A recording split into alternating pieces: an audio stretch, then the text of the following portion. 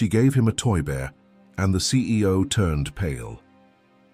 Instantly, the lobby of the Sterling Enterprises building gleamed with polished marble and chrome. Everyone moved with purpose, heels clicking, voices murmuring, phones ringing. At the center of it all stood Damian Sterling, the famously unshakable CEO, striding through his empire with the ease of a man who had conquered every obstacle. Known for his cold precision and ruthless business sense, Damian was the type of man who didn't blink in boardrooms or bow to sentiment. But that morning, everything changed. As he stepped into the elevator, checking his watch with his usual detachment, a small voice called out behind him, "Sir, wait!" He turned, impatient. A little girl, no older than 6, ran toward him, her curls bouncing, her cheeks flushed with excitement. In her tiny hands, she clutched a worn-out toy bear, the kind with one button eye and frayed stitching. Damian frowned. "Where are your parents?" But the girl just smiled and extended the bear. "This is for you." The elevator doors began to close, but something in Damian froze. His hand reached out instinctively, stopping them. He bent slightly to meet her eye level, his brows narrowing. "Why would you give this to me?" The girl tilted her head, still smiling. "Because Mommy said it was yours once. She told me to give it to the man with the serious face who works in the big tower." For a moment, the chaos of the lobby disappeared. Damian stared at the bear, his breath caught halfway.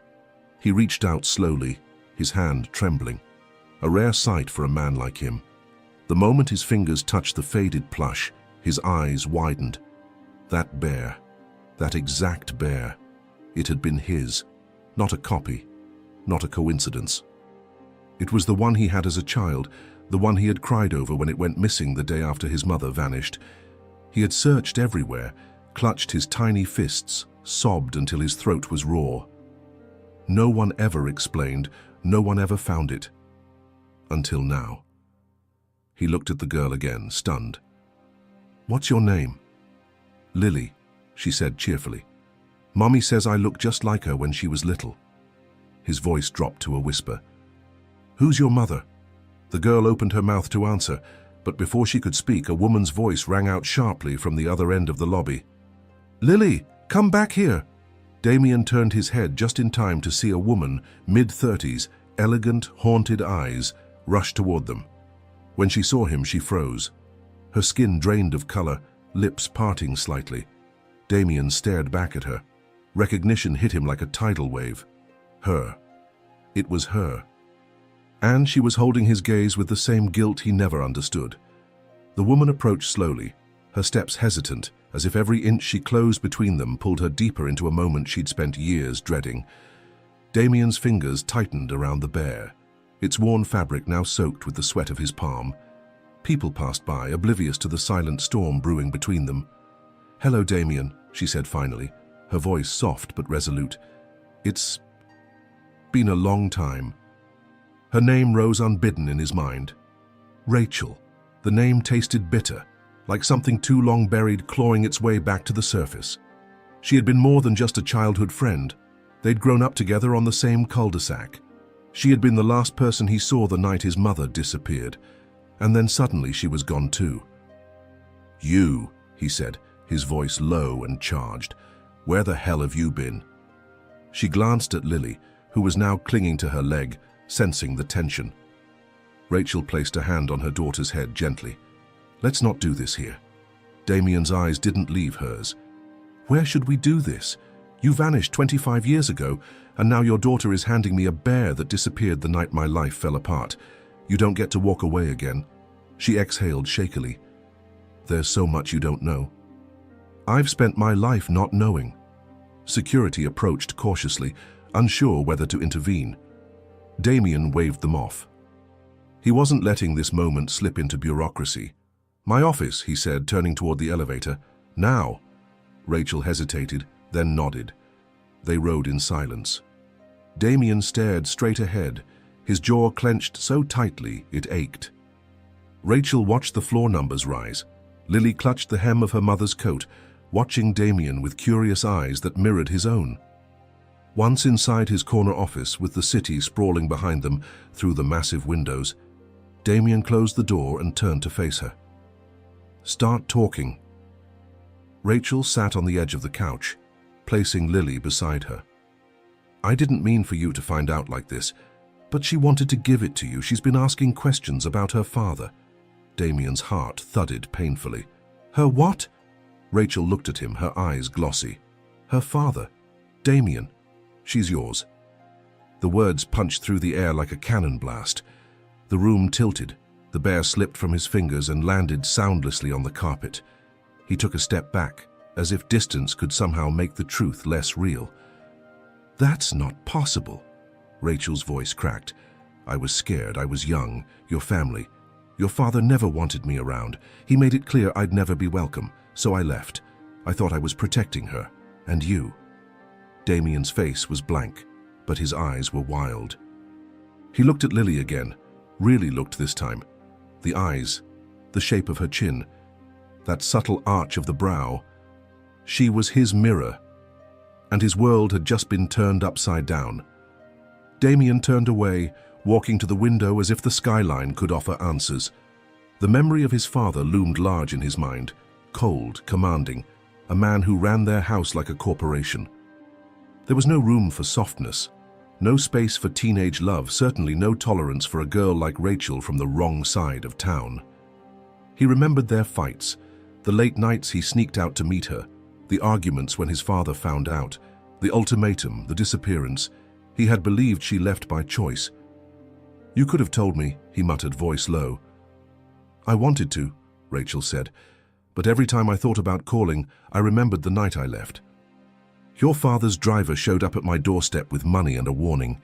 He said if I ever came near you again, there would be consequences." Damien turned sharply. "You let him decide?" Rachel stood now, trembling. "I was 17, Damien, pregnant, alone. Your family had power I couldn't fight, and he made it very clear what would happen if I tried."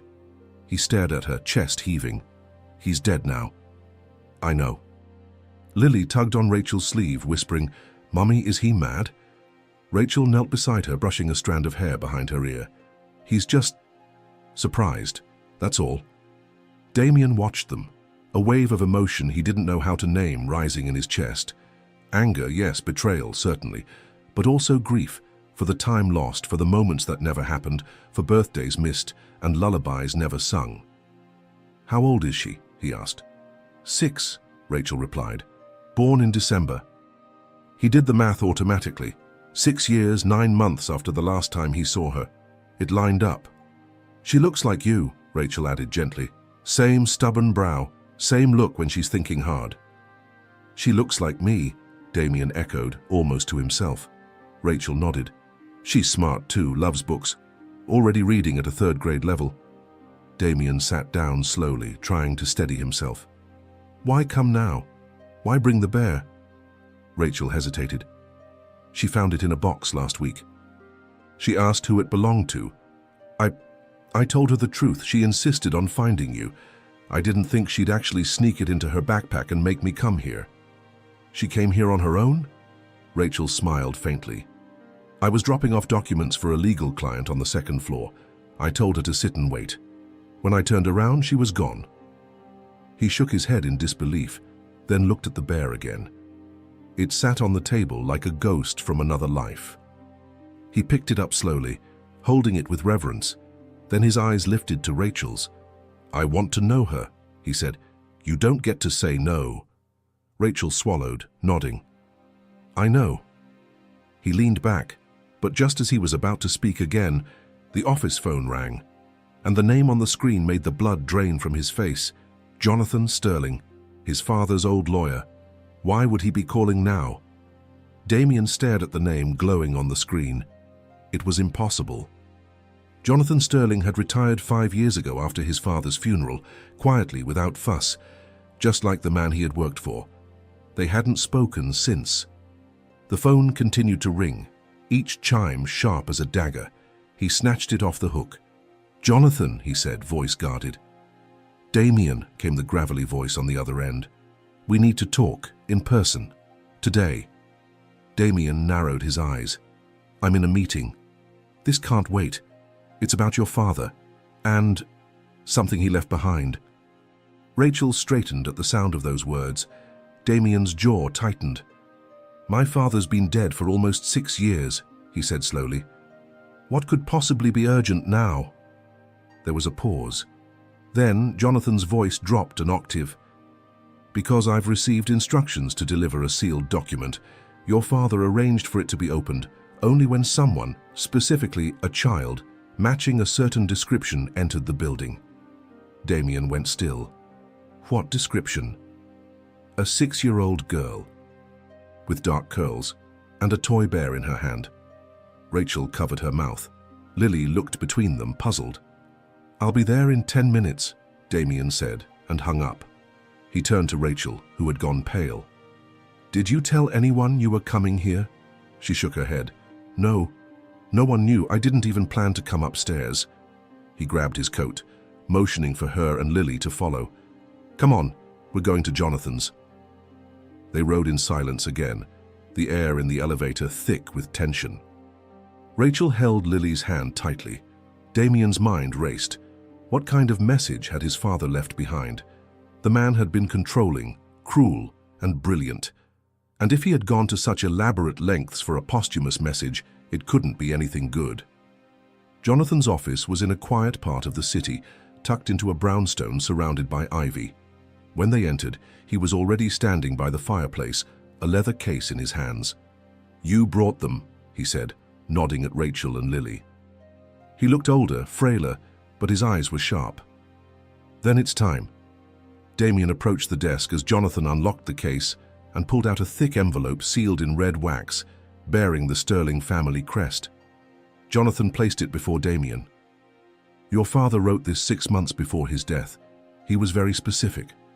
I was to give it to you only when this child appeared." Damien picked up the envelope, breaking the seal with a snap. Inside was a letter. As he unfolded it, he felt Rachel move closer, her breath shallow. He began to read. His father's handwriting was unmistakable, precise, cold, commanding. "If you are reading this, it means the girl I spent years trying to keep away has returned, and that the blood I worked so hard to bury has found its way back to you." Damien's hands trembled. He read on. "You need to know the truth, about Rachel, about your daughter, and about what I did to keep them apart." He looked up at Jonathan. "He knew?" Jonathan nodded. "He always knew." And that was only the beginning. Damien continued reading, each word slicing deeper than the last. His father's confession was not just a recount of actions, it was a meticulous documentation of control, manipulation, and betrayal. The letter detailed how, upon discovering Rachel's pregnancy, the elder Sterling orchestrated everything: the bribe, the threats, even a falsified report declaring she had left the country. Damien had never known. Every time he asked, he was told she'd moved on. He'd believed it until now. "I did it because I saw your future, Damien," the letter read. "A future too important to be derailed by sentiment or scandal. You were meant to lead, not be tied to a girl with nothing, but I underestimated blood. It always finds a way." Damien's vision blurred. He clenched the letter in his fist. "He lied to me, about everything." Rachel looked at him, pain in her eyes. "I tried to protect you from him, from what he'd become. But I should have fought harder. I should have told you sooner." He looked at her, so many emotions battling in his chest: grief, rage, guilt. Then his eyes fell on Lily, who was sitting quietly on the arm of the leather chair, hugging the bear close, her eyes watching him with a strange mixture of curiosity and caution. Jonathan stepped forward. "There's more." He opened a small side drawer in the leather case and pulled out a smaller envelope, this one with Damien's name and the word "private" written across it. "What is that?" Damien asked, his voice strained. Jonathan hesitated. "It's a second letter, written for when you decided what to do next." Rachel frowned. "What does that mean?" Jonathan met Damien's eyes. "Your father made arrangements, a trust fund, property. But only if you agreed to raise the child as your own. and sever all ties to her mother. The room went silent. Rachel's lips parted in disbelief. He gave you a choice, me or her. Damien's hands curled into fists. Even from the grave, he's trying to control me. Rachel stepped back, her voice breaking. You wouldn't consider that, would you? He looked at her, torn. The weight of the past, the choices before him, it all crashed down like a tidal wave. He looked at Lily again. Her small face was innocent, untouched by the storm around her. I need time, he said quietly, to think, to understand what this means. Rachel's expression crumbled. She nodded slowly, then knelt to Lily's level. Come on, sweetheart, let's go. Lily glanced back at Damien, her eyes searching his face. Will I see you again? Damien opened his mouth, but no words came out. Rachel took her daughter's hand and turned to leave. As the door clicked shut behind them, Damien stood alone in the silence, the letter trembling in his grasp, the weight of fatherhood and legacy pressing on his shoulders like a mountain he never asked to climb. Rachel didn't speak a word on the cab ride home. Lily sat beside her, swinging her legs, still clutching the bear. She had a million questions behind her eyes, but somehow she sensed her mother wasn't ready to answer them. Rachel stared out the window, watching the city blur past, her mind spiraling through regrets and what-ifs. She hadn't planned for this. She hadn't planned for him, Damien, to still feel so raw, so present in her bones. And yet, there he was, the father of her child, caught between the ghost of his father and the weight of a daughter he never knew he had. When they arrived at the apartment, Rachel locked the door behind them and leaned against it, her knees weak. The truth was out now. No more hiding, no more pretending. But that didn't make it easier. Mommy? Lily asked, walking over to her. Is that man really my daddy? Rachel sank to her knees and pulled her daughter into her arms. Yes, sweetheart. He is. Does he love me? Rachel blinked away tears. I don't know yet, but I think he wants to. Lily was quiet for a moment. Then she whispered, He looked scared. Rachel smiled sadly. He was scared. Sometimes grown-ups get scared too. Meanwhile, back in his office, Damien sat at his desk, staring at the unopened second letter. The weight of the decision before him was unbearable. His father had left him a poisoned legacy, money and power on one hand, love and truth on the other. He hated how even in death the old man could twist a knife in his heart. He finally opened the envelope. You'll be angry, Damien. I expect that. But one day you'll thank me. You'll understand that protecting your name, your future, your empire was the only thing that mattered. That girl, that child, they would have been your weakness. Now you have a chance to make the right decision. Take the gift I've left you, or walk away. But know this, one path leads to legacy, the other to ruin. Damien threw the letter across the room. He rose, pacing. His eyes burned with emotion. What kind of man was he becoming? Could he walk away from the empire he built, one that his father had shaped with iron hands, for the sake of a child he'd only just met? And what about Rachel? He remembered her laugh, the way she used to tuck notes into his locker, the way she looked at him that day in the lobby, equal parts defiance and sorrow. He sat down again, buried his face in his hands, and let the silence fill the room. Then he reached for his phone. He didn't know what he would say. He just knew he had to see her again. Rachel was in the kitchen washing dishes when her phone buzzed on the counter. She hesitated before drying her hands and picking it up. The name flashing on the screen made her heart skip. Damien. For a second, she considered letting it ring. Then, with a shaky breath, she answered, Hello? His voice came low and rough. Can we talk? She closed her eyes. Damien, I don't want to fight. I'm not calling to fight. I'm calling to understand. She leaned against the counter. You read the second letter. I did, he said, and for a few minutes I thought about it. Thought about the empire, the conditions. But I'm not that man. I'm not him. Rachel stayed quiet. I don't know how to do this, he continued. I don't know how to be a father, but I know I want to try. If you'll let me." Her eyes stung. She hadn't expected that. Not so soon. Not with the weight of his father's words hanging over them. "She's been asking about you all evening," she said softly. "She keeps drawing pictures of a man in a suit holding her hand." There was a pause. Then he said, "I want to see her, both of you." Rachel's voice caught. "Okay. Tomorrow? I'll pick you up at 10. They hung up without another word, both hearts thudding with anticipation.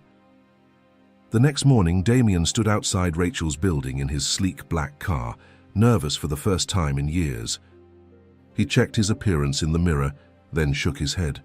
What did it matter how he looked?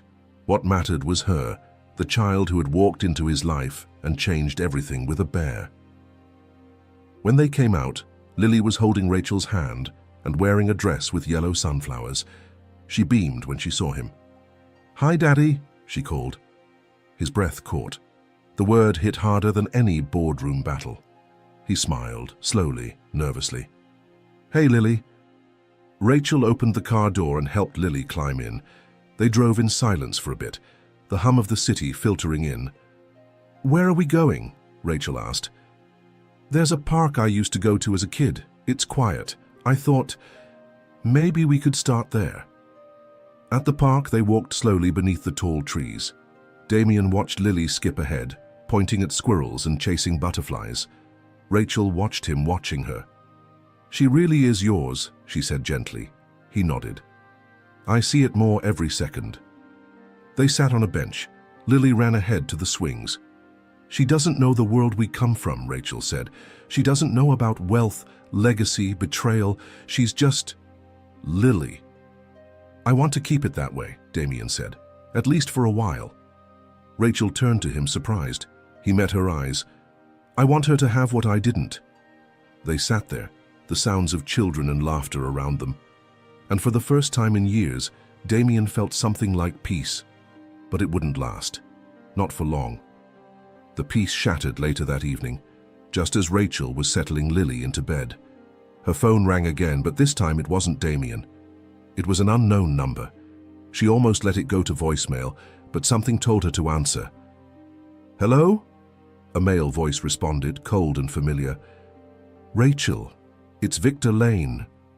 She froze. Victor had been her father's lawyer years ago. More importantly, he had been one of Damien's father's closest associates, the man who delivered the bribe all those years ago. The man who warned her never to return. "What do you want?" she whispered, instinctively moving to another room so Lily wouldn't hear. "I heard you've reappeared, with a child bearing the Sterling bloodline." Rachel's stomach turned. "That's none of your business." He chuckled darkly. "Oh, but it is. You see, your reappearance complicates certain trusts, certain inheritances, and I represent several parties who stand to lose significantly if your daughter is recognized." Her fingers clenched around the phone. "Are you threatening me?" "No," he said calmly. "I'm giving you an option. Take this check, walk away again, or face a legal battle that will leave you penniless and your daughter dragged through the headlines." Rachel's voice hardened. "You think I'm scared of you? I already lost everything once. I won't do it again." Victor sighed. "Such a shame. We could have handled this quietly. Now it's going to get messy." He hung up. Rachel stood in her dark hallway, shaking. She knew Victor, knew what he was capable of. This wasn't just a bluff. This was war. Meanwhile, Damien sat alone in his penthouse, poring over old photographs. He had spent the last few hours digging through boxes stored deep in his closets, memories he hadn't touched in decades. He found one of his mother holding him, a faded photo of a boy with a bear tucked under his arm. He hadn't thought about her in years. She had vanished without a trace. His father had insisted she'd run off, unable to handle the pressure of the Sterling name. But now, Damien wondered, what if it had been more than that? What if the same man who had driven Rachel away had done something worse to his mother? The idea chilled him. Then his phone buzzed. It was Rachel. She was calling back. He answered quickly. "Is everything okay?" "No," she said, her voice trembling. "We have a problem. Victor Lane contacted me. He knows about Lily. He's trying to buy me off." Damien's blood turned to ice. "He what?" "He threatened to take us to court. He wants to keep her out of the Sterling legacy." Damien stood, fury building. "Let him try. I'm not my father, and he's about to find that out." Rachel's voice cracked. "I don't want Lily hurt." "She won't be," he promised. "Not on my watch." But deep down he knew this wasn't just about legacy anymore. It was about uncovering everything his father had buried. The next morning, Damien arrived at Rachel's apartment early. She opened the door, still in her robe, eyes red from a sleepless night. Lily was in the living room, coloring quietly, the bear beside her. "I didn't know who else to call," Rachel said softly. "You did the right thing," Damien replied. "I'm not letting them scare you." He stepped inside, glancing around the modest apartment. It wasn't what he was used to, no steel, no marble, but it felt warmer than any place he'd lived in years. "I called my legal team," he continued. "They're already pulling everything they can on Victor Lane. We'll bury him in paperwork before he even gets to file a motion." Rachel looked unconvinced. "You don't understand. These people, they don't fight fair. They don't care about the truth." "I do," Damien said firmly, "and I have the resources to make sure it wins." She studied him, as if searching for cracks in his conviction. "Why are you doing this?" He hesitated. "Because I lost you once." "I won't lose her too." That silenced her. In the background, Lily ran over with a drawing. "Look, Mommy, it's all of us. Me, you, and Daddy." Damien crouched beside her, taking the picture. It was crude, 3 stick figures holding hands, but it hit him harder than any annual report ever had. He smiled. "It's perfect." They spent the day together, the first real day that felt like something new, something possible. They went to the aquarium, where Lily pressed her face against the glass to watch jellyfish swirl. They had lunch at a quiet cafe, where Damien tried, unsuccessfully, to teach Lily how to fold a napkin into a swan. Rachel laughed for the first time in days, but the peace didn't last. That evening, as they returned to the apartment, a black car was parked across the street. Rachel froze. "It's him," she whispered. "Victor." Damien's expression darkened. "Stay here." He walked across the street, his every step deliberate. Victor Lane stood by the car, leaning casually, a smug smile on his face. "I expected a call," Victor said, "not a confrontation." "You threatened the mother of my child," Damien said coldly. "That's not something I let slide." Victor shrugged. "I offered her a solution. The smart kind. You think this ends with bedtime stories and park visits? The board already has questions. They'll eat you alive if they find out you've been hiding a child from a former employee." "You forget who runs the board now," Damien said. "And if you ever contact Rachel or Lily again, I'll make sure you're the one buried, professionally and legally." Victor smiled wider. "I wonder, do you really want to dig into your father's secrets? Because if you do, you might not like what you find." Damien stepped closer. "I'm counting on it." Victor leaned in, voice low. "Then let's see how deep this rabbit hole goes." Damien returned to the apartment, heart pounding. Rachel was at the window, holding Lily close. "What did he say?" she asked. "He's hiding something," Damien replied. "Something about my father." And suddenly, it wasn't just about protecting Lily. It was about finally uncovering the truth that had haunted him his whole life. That night, long after Lily had fallen asleep, Damien and Rachel sat on the couch in the dim light of the living room. The air between them was heavy, pulsing with unspoken truths. Outside, the city moved on as if nothing had changed, but in this apartment, everything had shifted. Damien leaned forward, elbows on his knees. He said something strange, that I wouldn't like what I found if I kept digging into my father's past. Rachel crossed her arms, curling slightly inward. "Your father always had secrets. Even when I was a teenager, I knew he was capable of things most people couldn't imagine." Damien looked over at her. "Like what?" She hesitated. "I never told you this, but the night I found out I was pregnant, I went to your house. I wanted to tell you, but your father answered the door. He said you weren't there. He looked at me like I was nothing. And then he told me that if I ever showed my face again, he'd ruin me. My family. Everyone I loved." Damien swallowed hard. "He didn't even tell me you came." Rachel nodded. "He lied to both of us. And I believed him. I was scared." Damien stood, pacing. "What if it wasn't just you? What if the same thing happened with my mother?" Rachel blinked. "You think he pushed her away too?" "I don't know, but I have to find out." There was a silence between them. Then Rachel said quietly, "What if the truth is worse than you think?" "Then I deal with it," Damien said. "I'm done living under his shadow." He moved to the window, looking out at the skyline, his reflection faint in the glass.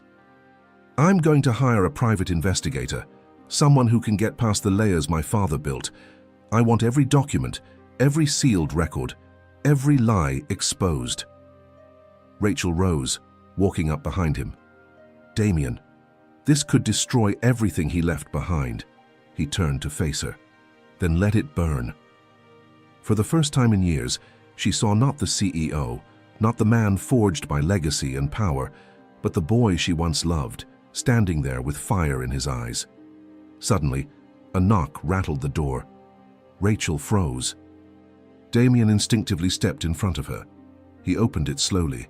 It wasn't Victor, it was a woman, older, frail, her eyes sunken but piercing with familiarity. "Damien?" she said, her voice trembling, his mouth parted in disbelief. "Mom?" The woman stood there, gripping the doorframe like she might fall. "I didn't know where else to go," she whispered. Rachel stepped forward, stunned. "Your mother? But I thought—" Damien's face had gone completely pale. "So did I." And everything he thought he knew shattered in an instant. For a moment no one moved. The hallway felt frozen in time, the air thick with disbelief. Damien stared at the woman before him, his mother, the ghost from his childhood, the woman he'd mourned silently for decades. Her hair, once rich and auburn, was now streaked with grey, her features lined by time and hardship. But her eyes, those were unmistakable. The same eyes that used to watch over him as he slept, the same eyes that had disappeared one terrible night without a trace. "Is it really you?" he asked, his voice barely above a whisper. She nodded, her chin trembling. "It's me, Damien." Rachel stepped back, instinctively pulling Lily behind her. The child peeked out, sensing the tension, but too young to understand the magnitude of the moment. Damien opened the door wider. "Come in." His mother stepped inside, her movements careful, as if she didn't quite believe she was welcome yet. She took in the apartment with a curious glance, but her eyes kept returning to Damien, her son, the boy she left behind. "Where have you been?" he asked, his voice cracking. She sat slowly on the edge of the couch. "Hiding. From me. From him," she said bitterly. "Your father." Rachel exchanged a glance with Damien. The patterns were repeating themselves in terrifying symmetry. "He said you left," Damien continued, "that you couldn't handle the pressure, that you ran." A bitter smile tugged at her lips. "Of course he did. That's what he wanted you to believe." Damien's hands curled into fists. "Then what happened? Why did you leave me?" Her eyes filled with tears. "Because I was going to testify against him." He blinked, stunned. "Testify?" She nodded. "I found out things, Damien. Illegal things, tax fraud, offshore accounts, money laundering. I told him I was going to the authorities. He told me if I did, he'd make sure I disappeared, and then he followed through." Rachel covered her mouth. "He tried to have you killed." "No," Damien's mother said. "Worse. He discredited me, paid off doctors to declare me unstable, had me committed to a private psychiatric facility under a false name.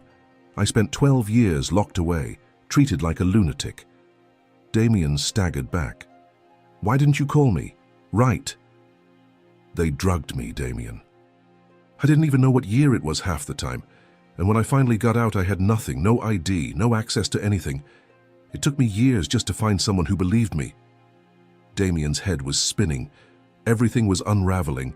His father hadn't just driven people away, he had destroyed them. And now his mother was back, carrying decades of pain in her frail hands. She reached for him gently. "I never stopped loving you. Not for a second." His voice cracked. "I needed you." Tears slid down her cheeks. "I know, and I'm so sorry." Behind them, Lily watched quietly, the toy bear resting in her lap. Another generation caught in the wake of secrets, and this time, someone had to make it right. The hours that followed were heavy with confession. Damien sat beside his mother, his mind reeling as she recounted the nightmare she had endured. Rachel moved quietly through the apartment, preparing tea, keeping Lily occupied, but her ears remained tuned to every word.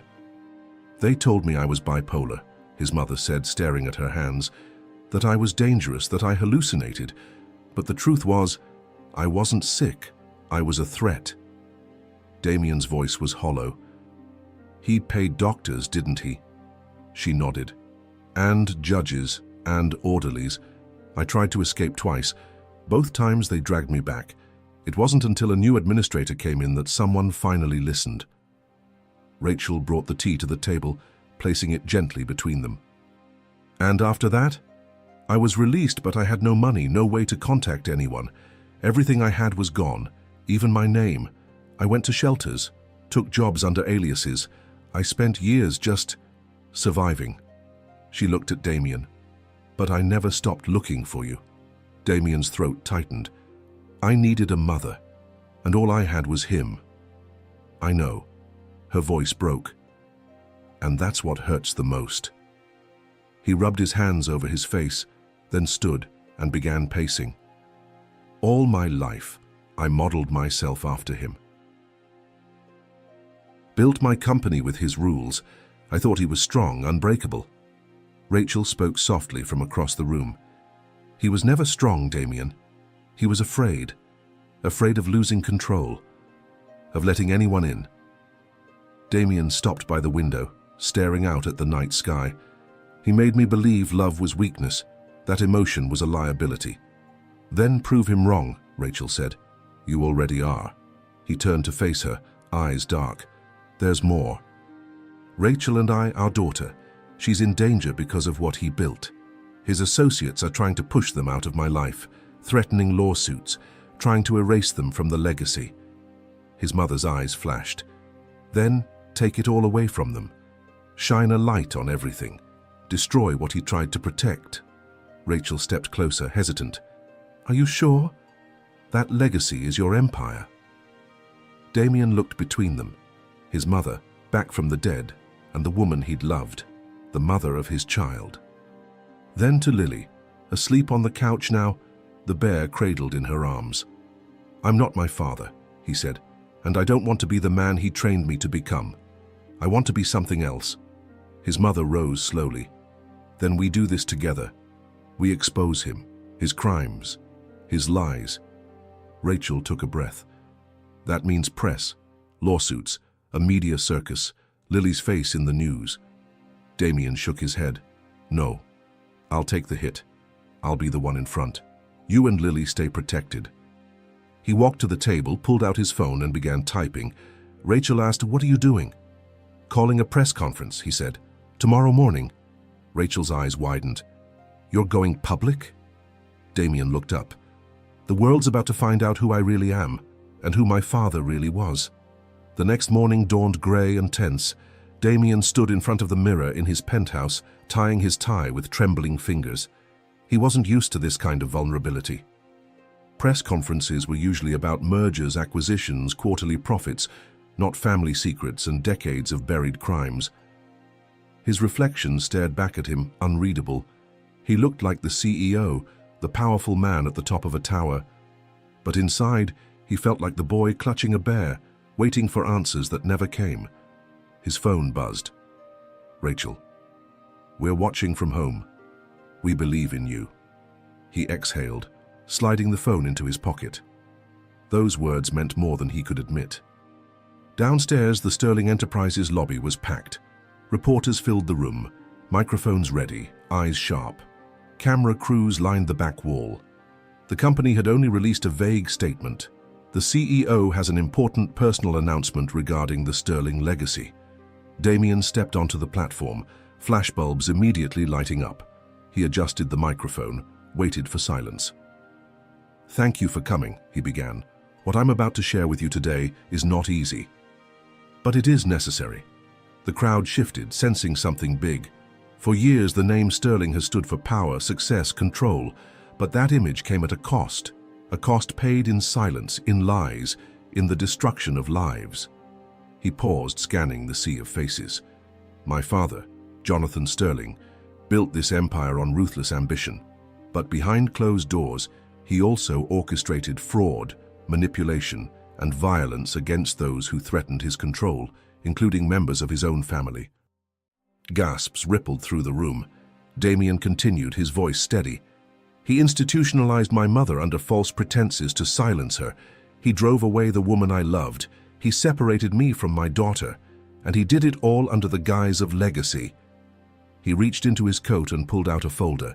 "These are documents proving tax fraud, falsified medical records, offshore accounts, all of which I will be turning over to federal investigators." Reporters erupted with questions, flashes going wild. "I am stepping down as CEO of Sterling Enterprises," Damien added, "effective immediately. I will be founding a new organization dedicated to protecting whistleblowers and exposing corporate abuse. The Sterling name will no longer stand for power without accountability." One reporter shouted, "What about your daughter? Is this about her?" Damien met the camera head on. "Yes, her name is Lily. She's 6 years old. And she reminded me of the man I wanted to be before I forgot." Another voice called out, "And Rachel Ellis? The woman who once worked here?" He smiled faintly. "She was never just an employee. She was my family, and she still is."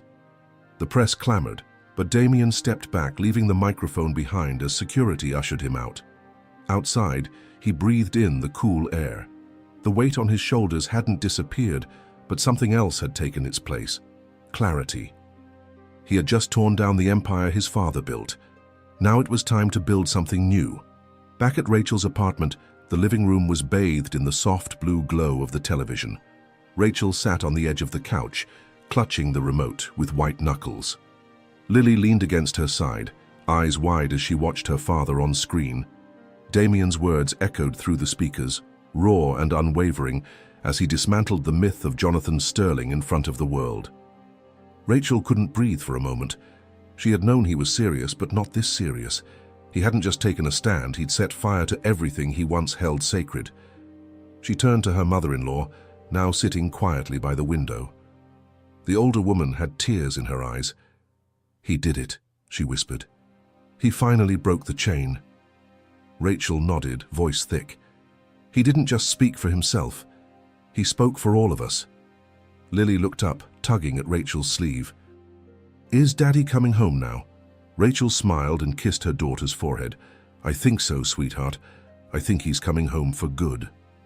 Meanwhile, Damien sat alone in his car, parked near the river where his father used to take him when he was a boy.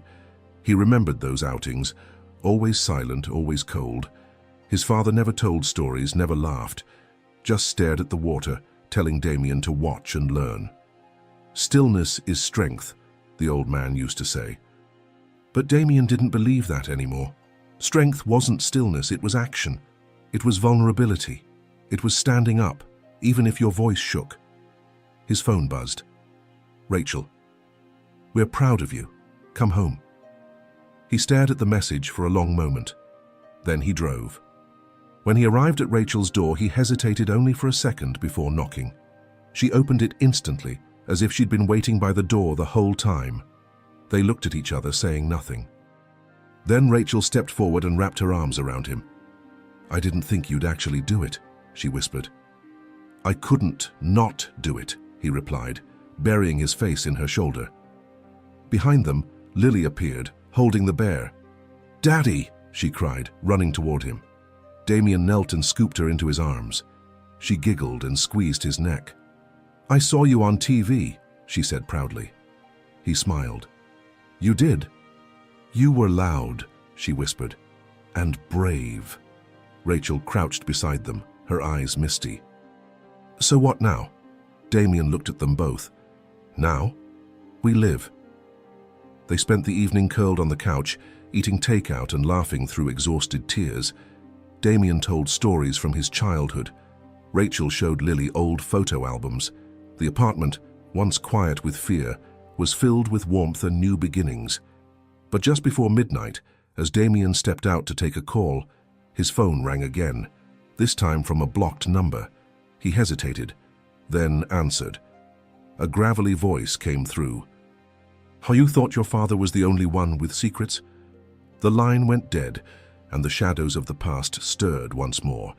Damien stood frozen on the balcony, the city sprawling beneath him like a glowing maze. The anonymous voice echoed in his ear, chilling and unfamiliar.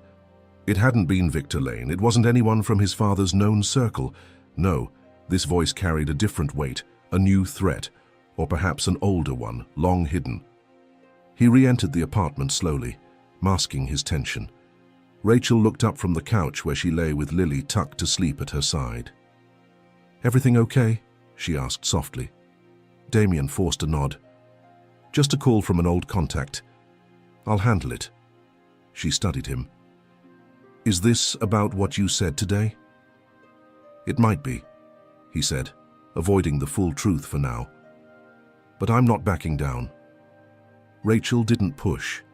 Not tonight. She simply stood, walked over, and rested her head against his chest. "We're with you." He kissed her forehead. "I know." Later, after Lily had been carried to bed and Rachel drifted off, Damien returned to his study. He poured himself a glass of scotch, staring at the wall of old files he'd recovered from his father's private archives. Since exposing the first wave of sterling corruption, more had surfaced. Shell companies, suspicious deaths, even ties to foreign accounts that couldn't be traced. But it was the call that disturbed him the most. "You thought your father was the only one with secrets." That voice, it wasn't just a threat, it was a warning, a promise that more was coming. He opened a locked drawer and pulled out a box marked with his father's initials. Inside were documents wrapped in cloth, yellowed with age. One of them bore a seal he didn't recognize, a crest not belonging to the sterling name.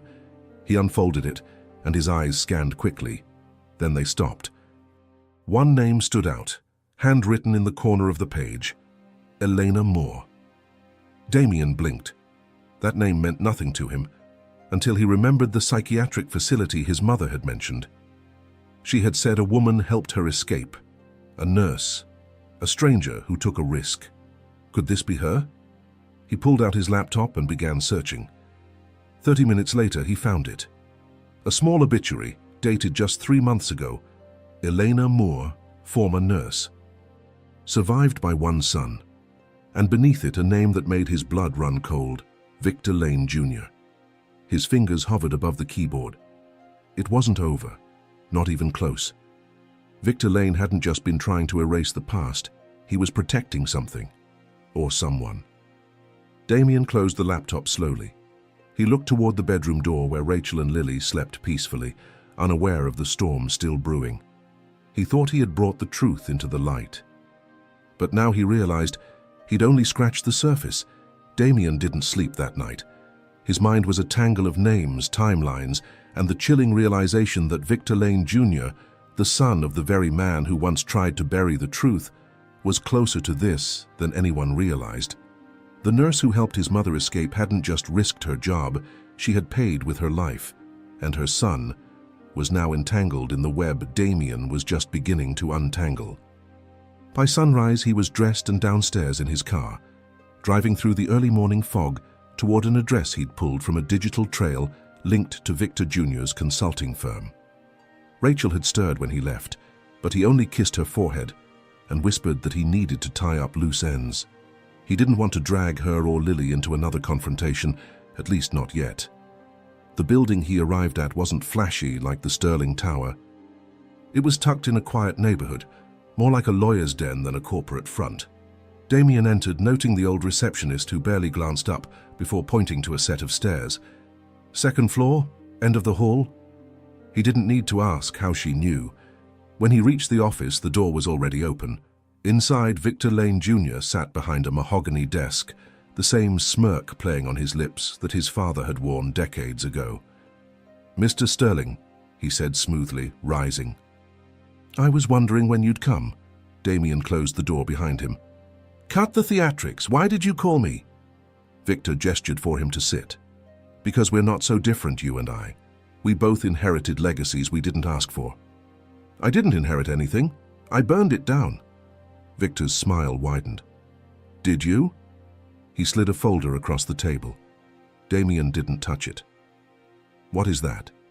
"Proof," Victor said, "of something your father never wanted you to know. Something even your mother might not remember." Damien's jaw tensed. "What are you talking about?" Victor leaned in. "Elena Moore, my mother, was more than just a nurse. She worked for your father before she ever set foot in that hospital. She was a fixer, a cleaner. She handled problems, until your mother became one of them." Damien stiffened. "But she broke protocol," Victor continued. "She helped your mother escape, and when my father found out, he made her disappear. That's when I started digging, and guess what I found?" Damien finally opened the folder.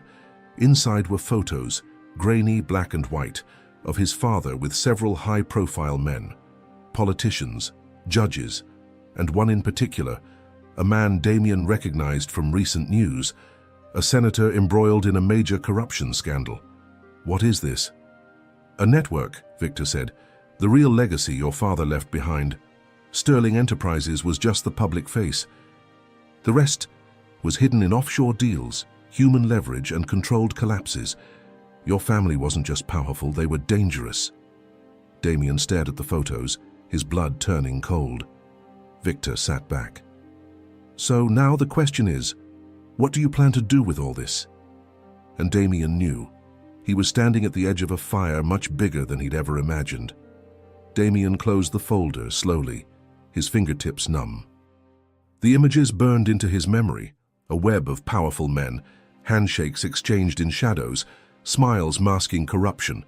The implications were staggering. His father hadn't just silenced people to protect his own empire. He'd been part of something deeper, something far-reaching. A machine that consumed anyone who dared defy it. "This is real?" Damien asked, his voice low. Victor nodded. "I've spent the last 10 years collecting it. At first, it was revenge. But eventually I realized something else. Your father wasn't the only monster. He was part of a dynasty of monsters." Damien stood, the folder still in his hand. "Why give this to me?" "Because you already lit the match," Victor said. "I figured you'd want to watch the fire spread." Damien stared at him, jaw tight. "You don't care about justice. You care about chaos." Victor smirked. "And you care about image. That's the difference. You want to do the right thing and stay clean. But let me ask you, Damien, what happens when you realize you can't have both?" Damien turned and walked out without answering. The city outside felt different as he drove home, sharper, more fragile, like something about to crack. He clutched the folder tighter, as though it might dissolve if he let go. By the time he reached the apartment, Rachel was pacing. "Where were you?" she asked the moment he stepped inside. Damien handed her the folder. "This is what we're up against." She opened it slowly, her breath caught as she flipped through the photos. "Oh my God!" "It wasn't just my father," he said. "There's a whole structure behind him. Judges, politicians, corporations. They've been working together for decades, covering each other's tracks." Rachel sat down hard. "And now they know we know." "I think so," Damien said. "Victor gave me this, but not out of kindness. He wants to destroy what's left of the name Sterling, tear down every pillar. And he knows I'm the only one who can do it from the inside." Rachel looked at him, eyes wide. "So what do we do?" Damien's voice was firm. "We go public. Again. But not just with words. With evidence. Real evidence." She shook her head. "They'll come after you." "I'm not worried about me," he said. "I'm worried about you and Lily." Rachel's eyes softened, but there was fear behind them. Then send us away. No, Damien said. No more running. We stay. We protect each other. That night, they began digitizing the documents. Rachel worked beside him, scanning files, organizing names, cross-referencing dates. It felt like peeling back layers of rot from a decaying structure. The deeper they dug, the worse it got. And somewhere, deep in the files, Rachel found something else. Damien, she said, holding up a page. He took it and froze. It was a record of payments, regular deposits made to an account under a different name. But the birth date matched Lily's. And the name, Rachel Ellis. He looked at her, stunned. He knew my father, Chow, he knew you had the baby. He's been paying someone to watch you. Rachel's face turned pale. All these years, we thought we were free. But they had never been free, not for a second. Damien's mind raced as he stared at the payment records. The cold precision of it all, the account names, the disguised transactions, the monthly consistency, screamed of his father's calculated cruelty. There was no doubt now. Jonathan Sterling had been watching Rachel and Lily from the beginning. Even in death, he had planned every move. Rachel sank onto the couch, gripping the edge of the cushion. I thought we were safe, that I'd escaped. Damien sat beside her. He wanted control, always, even from the grave. She looked at him, her eyes filling. Do you think he planned to take her? Damien didn't answer right away. But deep down, he knew the truth. If he hadn't died when he did, I think he would have tried. That's why he wrote that second letter, his last grasp to manipulate me into choosing his legacy over you. Rachel's hands trembled in her lap. So, what do we do now? Damien stood, a new resolve building. We finish this. He reached for his phone and dialed. Owen, it's me. I need a secure channel set up for a data release, not just to the press, government agencies, watchdog groups, international outlets. We're taking the whole network down. His head of cybersecurity on the other end barely responded. Just a quick, understood. Rachel whispered, This will change everything. That's the point, he replied.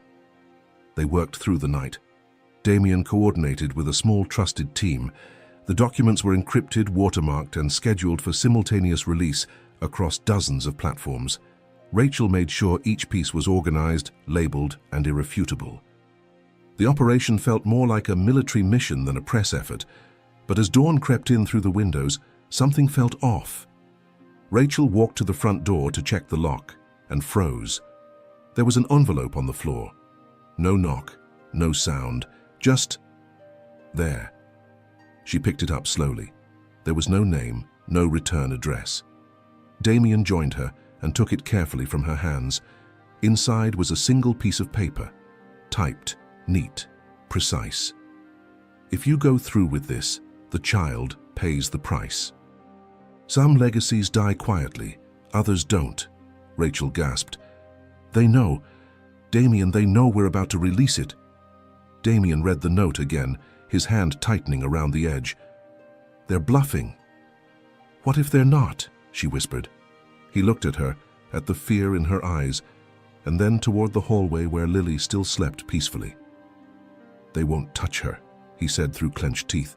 Not while I'm breathing. Rachel's voice cracked. We should go to the police. We will. But not until this gets out. Not until everyone sees what they've done. He held up the letter. They want to scare us into silence, he said. But they don't realize who they're dealing with. Rachel met his gaze, and for the first time in years, she saw not just the man she once loved, but a father ready to fight for more than just truth. He was ready to fight for family. By mid-morning, the secure upload was in motion. Damien sat in front of 3 screens, watching encrypted packets of data flood cloud servers scattered across the globe.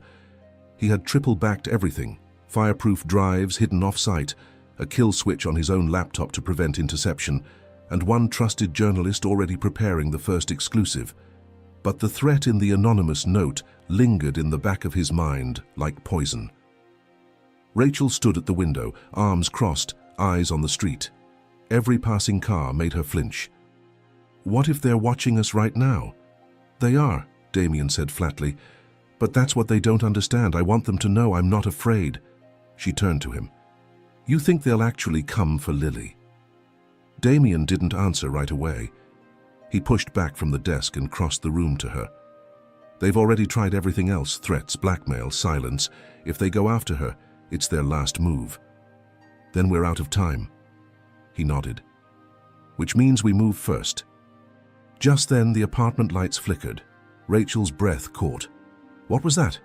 Damien reached for his phone. It had gone black. All 3 computer monitors blinked, then shut down in perfect sync. He grabbed a backup drive, yanking it from its port, and turned to Rachel. We're not safe here. Go get Lily. Rachel rushed down the hallway as Damien opened a drawer under his desk, retrieving a hidden phone. Satellite-linked and untouchable by local interference. He dialed a secure number. Owen, power's out. System's dead. We've been breached. Understood, came the voice on the other end. Do you have the drives? Got one. Sending you coordinates. We're moving now. Rachel reappeared, Lily in her arms, half asleep and confused. What's happening? Lily asked. We're going on a little trip, Rachel said, trying to sound calm. It's okay, baby. Damien led them to the elevator, but it was dead. We'll take the stairs. They descended 12 flights in silence, Damien moving with his body, shielding them both. Outside, the street was too quiet. No honking, no traffic, too clean. He flagged a nondescript black SUV waiting at the curb. The driver nodded at him. A former security chief Damien had pulled out of retirement just for this moment. They climbed in. Where to, sir? Safe house, Protocol 4. Rachel clutched Lily tightly. How long have you had a Protocol 4? Damien gave a tight smile. Since I was 16. They drove through back routes and service tunnels beneath the city, eventually pulling into a concealed underground garage. A steel-reinforced door slid shut behind them with a hiss. Inside, the safe house was small, but fully equipped. Concrete walls, emergency supplies, tech consoles powered by independent generators. Rachel looked around in awe. You really planned for everything. I had to, he said. He placed the backup drive on a secured console and powered up a hidden terminal. We send it from here, he said. Rachel watched him, her expression a mix of pride and fear. Lily sat on a small cot nearby, hugging the bear again. Then Damien spoke, softly but firmly. We're not hiding anymore. We're finishing this. But even as the screen lit up with final upload confirmations, none of them noticed the blinking red light embedded in the SUV they had arrived in. They weren't as hidden as they thought. The safe house hummed with quiet tension. The upload bar crept toward completion, 82%, then 89%, then 93%.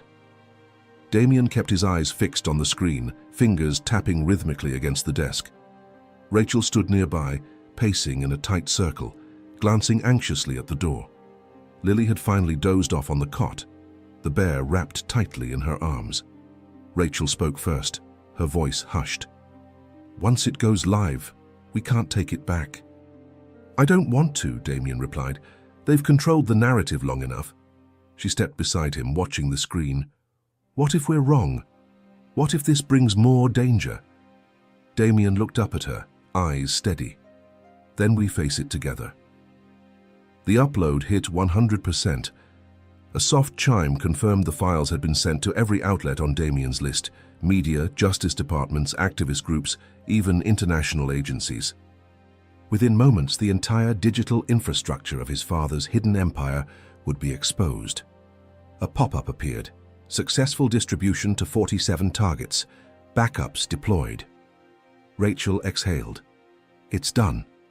Damien leaned back, his hands falling into his lap. For a moment, silence wrapped around them like a fragile thread of peace. Then a knock sounded at the steel door. They both froze. Damien stood slowly, signaling Rachel to stay back. He moved to the small monitor showing the outside hallway. A single figure stood just outside the threshold, face obscured by a hood. The intercom crackled to life. I'm not here to hurt you, the voice said. "I'm here because you just made a very powerful enemy." Rachel's breath hitched.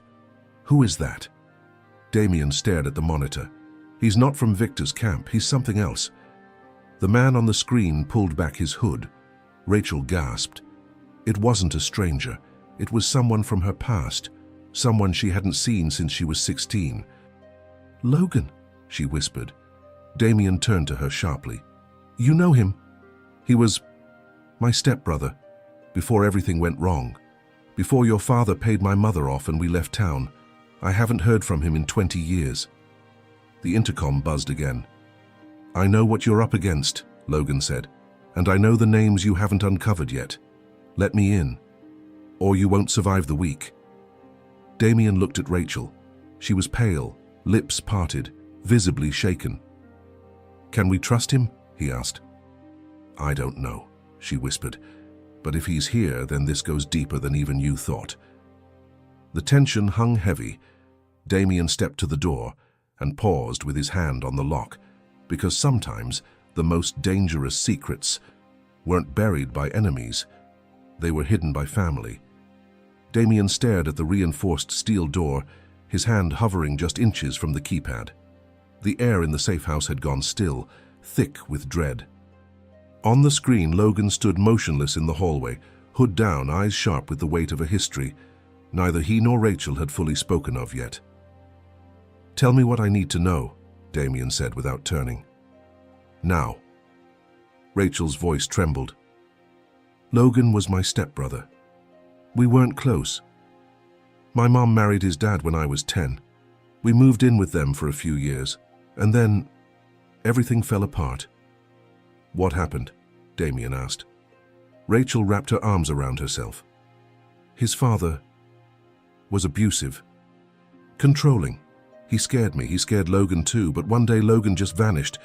My mom said he ran away. We moved out shortly after." Damien studied her. "Do you believe that now?" She shook her head slowly.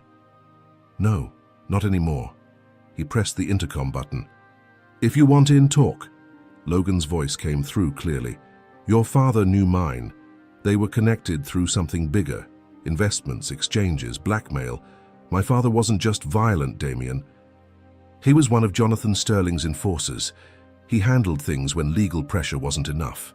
Rachel's knees buckled slightly. Damien caught her arm. "I was going to go to the police," Logan continued. "But someone stopped me, paid my father to make me disappear. When I came back years later, he was dead, and I started digging." Damien's jaw tightened. "Why now?" "Because you just triggered the final fail-safe. You exposed them. And now they're coming for you. All of you." "But there's more, Damien. There are people still inside your company. Plants, left behind years ago, waiting for this day." Rachel turned to Damien, her voice low. "You have to let him in." Damien hesitated a beat longer, then entered the code. The steel door clicked open with a mechanical hiss. Logan stepped in slowly, hands raised to show he carried nothing. His eyes met Rachel's first, an awkward mix of guilt, pain, and recognition. "I'm sorry," he said quietly. She nodded, blinking back tears. "Me too." Damien motioned to the table. "Talk." Logan dropped a flash drive on the surface. "There's one more layer to this conspiracy. Your father's network didn't just reach into politics and finance, it reached into bloodlines. He made pacts with other dynasties, arranged marriages, staged betrayals, all to build power structures through children he could control." Damien frowned. "What are you saying?" Logan met his eyes. "That you weren't his only heir." Rachel gasped. Damien stepped back. Logan nodded. "There's another, a half-brother, raised in secret, groomed since birth to take over everything." Rachel's voice shook. "Where is he?" Logan looked down grimly. "Coming for you." And the final storm had just begun. The room fell into a stunned silence. Rachel clutched the edge of the table, her eyes darting between Damien and Logan. Damien stood motionless, processing the revelation. Another heir, a half-brother raised in secret. The very idea twisted something deep in his chest, a legacy tainted not just by lies but by design. Damien's voice was low, steady. What's his name? Logan exhaled. Julian Vance. His mother was a political strategist from Europe. Brilliant, ruthless. Your father met her during one of his international expansions. She was meant to be an asset. Instead, she gave him a second son. Rachel shook her head. Why keep that hidden? Why go through all the trouble? Because Julian was born with one purpose, Logan replied. To succeed where Damien might fail. He was raised outside the public eye, trained in finance, law, military strategy. He's everything your father wanted. Obedient, ruthless, controlled. And now that you've burned the Empire to the ground, he's coming to rebuild it. His way. Damien sat slowly, eyes on the flash drive. You said he's coming for me. He's already moved into position, Logan said. He was behind the anonymous threat, behind the surveillance on Rachel and Lily, and he's not alone. He has allies, men who used to answer to your father, now loyal to him. Rachel reached instinctively for Lily, still asleep on the cot. So what do we do? Damien stood again, taller, sharper now. We draw him out. We don't hide anymore. Logan looked uncertain. That's risky. So is letting him keep control, Damien snapped. I won't let another Sterling rise from the shadows to twist everything further. If he wants a legacy war, he picked the wrong opponent. Rachel moved beside him, her hand on his arm. We're with you, but we need to be smart. Logan nodded. I have contacts. People who left the network quietly. If we move fast, we can intercept Julian before he fully steps into the light. Damien grabbed the flash drive, plugged it into the terminal. Files opened, photos, names, addresses. One in particular stood out, a chateau in France, a private estate. Surveillance photos showed a man who looked strikingly familiar. Dark hair, sharp features, the same eyes Damien saw in the mirror. It was him, Julian, and he looked ready. Damien pointed to the screen. We go there, we find him. We end this. Rachel's voice cracked. And if he fights back? Damien turned to her. Then we fight harder. Just then, the console beeped. A live message flashed across the screen, pinging from an untraceable source. To Damien Sterling, I warned you, now I'll show you what legacy really means. Below the message was a live feed. Lily, asleep, in her cot, inside the safe house. Rachel screamed. Damien lunged for the security feed. The camera angle wasn't from their system. It was someone else's, inside the walls.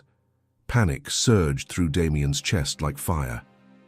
He ripped the keyboard closer, pulling up every internal surveillance node, command override, firewall. They were all intact. Their system hadn't been breached from the outside.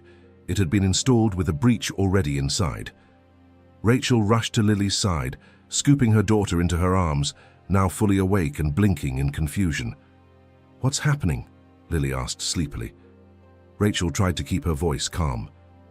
Just stay with me, sweetheart. We're okay. Logan stood beside Damien, watching as the feed stayed frozen on that chilling image. An unseen camera, somewhere inside their concrete sanctuary, watching the most vulnerable piece of their world. Damien's voice was steel. How did he get in? Logan scanned the console. Julian knew where this safe house was. This was his father's design, after all. If he pre-installed a private surveillance channel before it was ever handed to you, then we've been monitored from the beginning. Damien's eyes were locked on the screen. Why not attack directly? Why the message? Because he wants you paranoid, Logan said. He wants to shake you, break your focus. He's using Lily to do it. Rachel's grip tightened around her daughter. We're leaving. We're not staying in this place another second. Damien nodded. Agreed. He gathered the drive, secured the laptop, and began flipping hidden switches beneath the desk. Protocol 8, Safe House Purge. Rachel blinked. What does that mean? Logan smiled grimly. It means we're making sure no one can use this place again. Damien hit the final command. A countdown started silently in the corner of the screen. 30 minutes until data wipe and structural lockdown. They moved fast. Lily was wrapped in a blanket. Rachel, carrying her as Damien and Logan gathered gear, emergency papers, untraceable credit, and another encrypted drive holding all the data from the previous drop, now updated with everything about Julian. They emerged into the garage. Logan swept the SUV for devices and found the blinking tracker lodged inside the rear camera. He crushed it underfoot. "New wheels," he said. "We'll use mine." Minutes later, they were speeding across the city in a dark sedan, unregistered, prepped for exactly this kind of emergency. Damien drove, his jaw clenched, eyes on the road. Rachel sat in the back, holding Lily, whispering soft reassurances into her hair. Logan sat beside Damien, watching the GPS feed fade behind them. "Where do we go now?" Rachel asked quietly. Damien didn't look back. "To end it." He handed Logan the drive. "You said he's still at that estate in France." "For now," Logan confirmed. "But he won't be for long. Once he knows we've gone dark, he'll assume we're coming." "Good," Damien said. "Let him prepare." Rachel's voice trembled. "And what happens when you find him?" Damien's hands tightened around the wheel. "I make sure he never threatens her again." Logan glanced at him. "Are you prepared for what that means?" Damien's eyes flicked to the rearview mirror, at Rachel, at Lily wrapped in safety and fear. "Yes," he said. "For them, I'm prepared for anything." And as they crossed into open highway, far from the city and closer to the final reckoning, the first raindrops of a coming storm began to fall. 3 days later, they arrived in the French countryside under the cover of night. The estate loomed in the distance, a shadowed sprawl of stone and glass perched atop a hill like a throne. Surveillance confirmed it. Julian Vance was inside.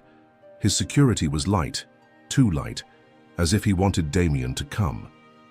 They set up base in a secluded villa provided by one of Logan's old contacts. It was quiet, secure, and high enough to watch the estate from afar. Inside, Damien stood over the table, staring at satellite images and movement patterns. Rachel sat nearby holding Lily's hand, her body tense and silent. Logan paced, checking weapons, gear, digital comms. Rachel finally broke the silence. "You really think he wants you to come?" Damien nodded. "He's orchestrated every move. He's baiting me." "Then why go?" He turned to her. "Because sometimes the only way to stop a legacy is to confront it face to face." She looked at him, eyes glassy. "And if you don't come back?" "I will." She rose, stepping close, her voice trembling. "I can't lose you again." He brushed her cheek gently. "You won't." Later that night, after Rachel had tucked Lily into bed and kissed her goodnight for the 3rd time, Damien stepped outside. Logan was waiting by the car. "You sure you want to do this alone?" Logan asked. "Yes," Damien said, "but I need you close. If anything happens, if I don't come out, you know what to do." Logan nodded. "Get them out. Burn everything." They drove the winding road to the estate in silence. As they approached the gates, Damien got out, dressed in black, unarmed by choice. The gate opened without resistance. Inside the main hall, the estate was a study in quiet menace.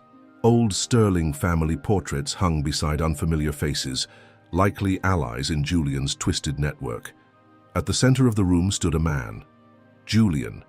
He was slightly taller than Damien, leaner, with piercing gray eyes and a measured calm that sent a chill down Damien's spine.